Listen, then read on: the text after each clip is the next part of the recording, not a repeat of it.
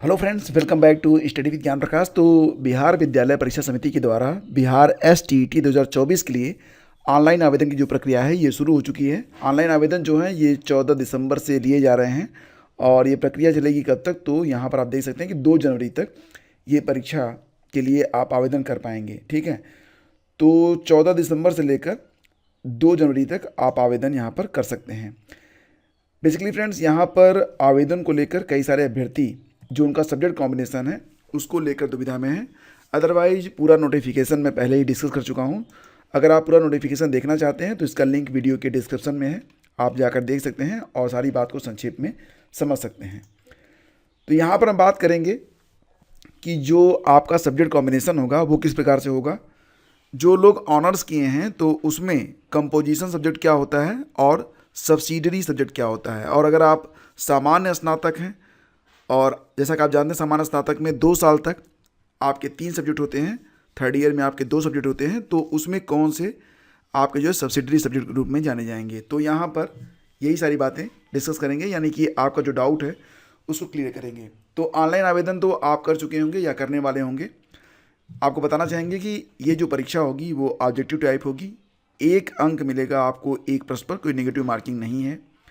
और पेपर 1 ये कक्षा 9-10 के लिए होगा। पेपर 1 तो माध्यमिक के लिए, इसको यूपी में TGT के नाम से भी जाना जाता है।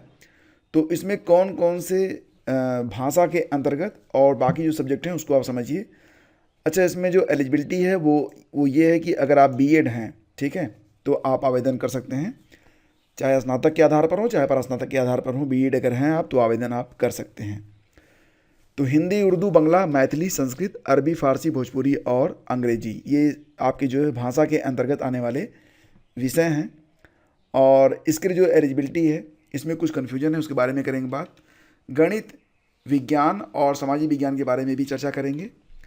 इसके अलावा अगर आप शारीरिक शिक्षा में आवेदन करना चाहते हैं तो इसके लिए आपसे BPEd मांगा गया है। संगीत विषय, ललित कला विषय और नृत्य के लिए आपसे जो है यहाँ पर एलिजिबिलिटी अलग प्रकार की है, इसको आप चेक कर लीजिएगा। और विशेष विद्यालय अध्यापक के लिए भी यहाँ पर कुछ पद हैं जिसके लिए आप योग्यता यहाँ पर पढ़ सकते हैं।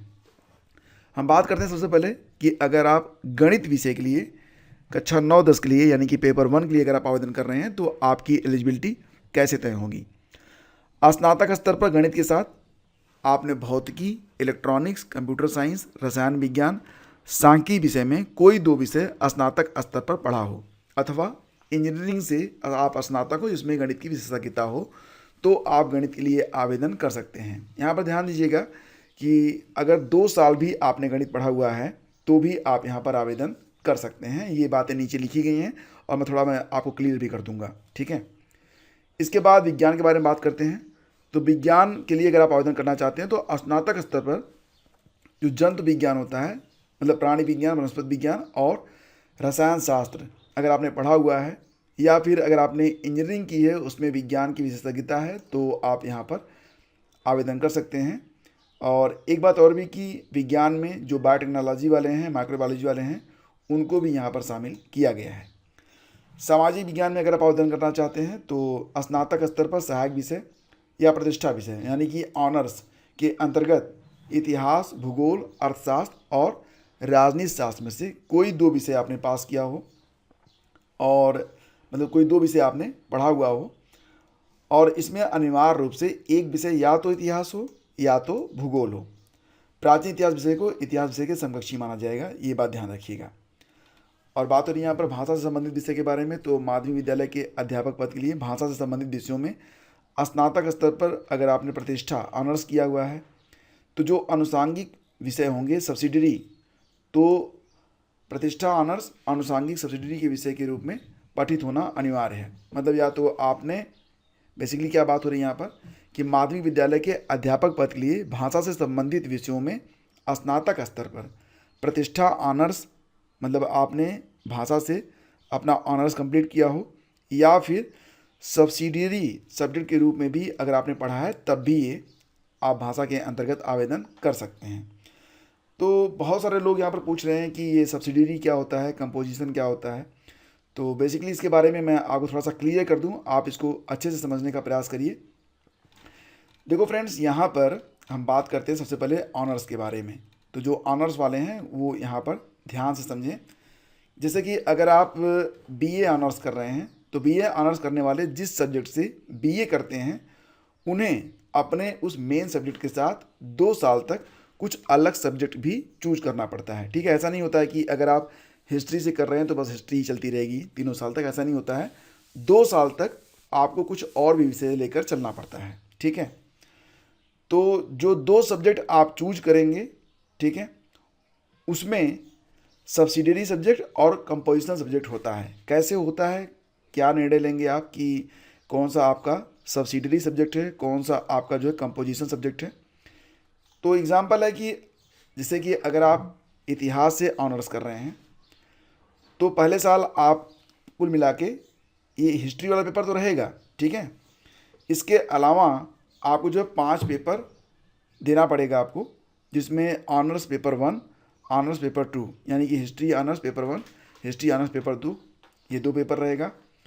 जो दूसरा विषय होगा वो सब्सिडियरी सब्जेक्ट जो आप चुनेंगे उसमें आएगा सब्सिडियरी पेपर 1 और सब्सिडियरी पेपर 2, और एक कंपोजिशन पेपर आपका होगा। तो कंपोजिशन वाला जो होता है ना, ये माने नहीं रखेगा आपके लिए। मतलब आप अगर आवेदन करना चाहते हैं तो या तो अपने ऑनर्स वाले से करेंगे या फिर सब्सिडियरी वाले से करेंगे। ठीक है, 2 साल तक इसी प्रकार से आपको ये 5-5 पेपर देने होते हैं। और थर्ड ईयर में क्या होता है कि सिर्फ ऑनर्स का पेपर यानी कि केवल हिस्ट्री ही आपको देनी पड़ेगी और एक जीएस का पेपर रहेगा। ठीक है, तो आप किसी भी सब्जेक्ट से ऑनर्स करें वो आपका एक मेन सब्जेक्ट होगा। जैसे अगर आपने इतिहास से ऑनर्स किया है तो वो आपका मेन सब्जेक्ट है, और कोई भी सब्जेक्ट को 2 साल तक सब्सिडियरी और कंपोजिशन सब्जेक्ट में आप चूज कर सकते हैं। तो जो सब्सिडियरी आप चूज करेंगे उसका आप देख रहे हैं यहाँ पर 2 पेपर होगा, और जो कंपोजिशन होगा उसका 1 पेपर रहता है।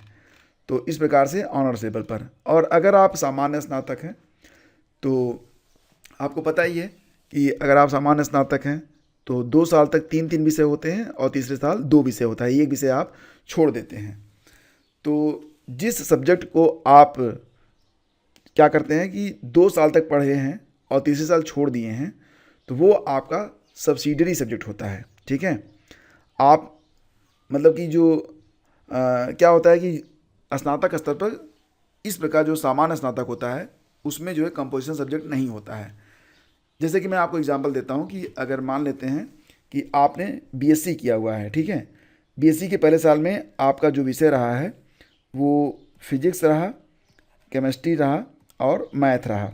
ठीक है, दूसरे साल भी ये फर्स्ट ईयर का हो गया, दूसरे साल भी आपका यही रहेगा आपका, और तीसरे साल क्या हो जाएगा, आप मान लेते हैं फिजिक्स लेते हैं और केमिस्ट्री लेते हैं, तो आपका जो सब्सिडियरी होगा वो मैथ हो जाएगा, क्योंकि मैथ को आपने क्या किया, सेकेंड ईयर के बाद ड्रॉप कर दिया। तो जो आप ड्रॉप करेंगे वो क्या हो जाएगा, वो सब्सिडियरी हो जाएगा, और मेन में क्या आ जाएगा, फिजिक्स और केमिस्ट्री आ जाएगी। तो यही बात तो यहाँ पर बताई जा रही है। ठीक है, तो यहाँ पर आप इस आधार पर आवेदन कर सकते हैं। तो बिहार टीचर वैकेंसी में आप अपने सब्सिडियरी सब्जेक्ट से भी अप्लाई कर सकते हैं, यानी कि जो विषय आपने 2 साल तक पढ़ा हुआ है उसमें भी आप आवेदन कर सकते हैं। तो ये चीज़ काफ़ी जो है डिफ़िकल्ट थी समझना, और बहुत सारे लोग इस पर लगातार पूछ रहे थे कि हम कैसे निर्णय लें कि सब्सिडियरी और कंपोजिशन सब्जेक्ट कौन कौन से होते हैं। तो ये जानकारी यहाँ पर मैं आपको दे रहा हूँ। भाषा विषय के अंतर्गत कोई भी भाषा विषय के फॉर्म वही अभ्यर्थी भर सकते हैं जो स्नातक स्तर पर ऑनर्स के रूप में भाषा विषय पढ़े हों या सब्सिडियरी के रूप में भाषा विषय पढ़े हों, तो आप संबंधित भाषा विषय से आवेदन कर सकते हैं। ध्यान रहे कि कंपोजिशन विषय के रूप में अगर आप भाषा पढ़े हैं तो आप भाषा विषय से आवेदन नहीं कर सकते हैं। ठीक है, यानी कि यहाँ पर जो कंपोजिशन का सब्जेक्ट है उसमें अगर आप भाषा पढ़े हैं तो फिर आप उसमें आवेदन नहीं कर सकते हैं, ये बात बताई जा रही है। दूसरी बात है कि विज्ञान में अगर आप स्नातक स्तर पर प्राणी शास्त्र, वनस्पति शास्त्र और रसायन शास्त्र विषय पढ़े हैं तो आपको विज्ञान विषय से ही आवेदन करना होगा। ऑनर्स कोई भी माने नहीं रखता है, बस आपका यह 3 विषय पढ़ा हुआ होना चाहिए। और गणित में मैंने आपको बता दिया था कि गणित में आपको किस प्रकार से आपकी जो एलिजिबिलिटी होगी वो तय होगी। और मान लेते हैं कि गणित, भौतिकी, रसायन शास्त्र, कंप्यूटर साइंस, इलेक्ट्रॉनिक्स, सांख्यिकी, अगर इनमें से कोई 3 विषय भी आप पढ़े हैं 2 साल तक, तब भी आप गणित विषय में आवेदन कर सकते हैं। मतलब कि अगर आपने गणित सेकेंडरी के बाद छोड़ भी दिया है तब भी आप उस विषय से आवेदन कर सकते हैं। तो दोस्तों उम्मीद करता हूँ कि आपको जो है लगभग सारी बातें बिल्कुल क्लियर हो गई होंगी। और एक बात और भी कि बीएड अपेयरिंग वाले आवेदन के योग्य नहीं हैं। अगर आपके पास स्नातक और बीएड का मूल प्रमाण पत्र नहीं है तो आप उसकी जगह औपबंधिक प्रमाण पत्र अपलोड करेंगे। इंजीनियरिंग से स्नातक जो गणित की विशेषज्ञता रखते हैं वो गणित विषय से, और जो विज्ञान की विशेषज्ञता रखते हैं वो विज्ञान विषय से आवेदन कर सकते हैं। और अगर कोई अभ्यर्थी किसी एक स्तर के लिए, जैसे कि 9-10 के लिए एक विषय से अधिक योग्यता आप रखते हैं तो केवल एक विषय में आप आवेदन करेंगे, 2 विषयों में आप नहीं करेंगे। संगीत, ललित कला, नृत्य, कंप्यूटर विज्ञान के अभ्यर्थी के लिए बीएड की अनिवार्यता नहीं है। तो वीडियो से अगर आपको कुछ भी लाभ मिल रहा है और आपको कोई जानकारी मिल रही है तो इसे एक बार लाइक कर दीजिए और इसे अपने दोस्तों की भी शेयर भी। Thank you so much.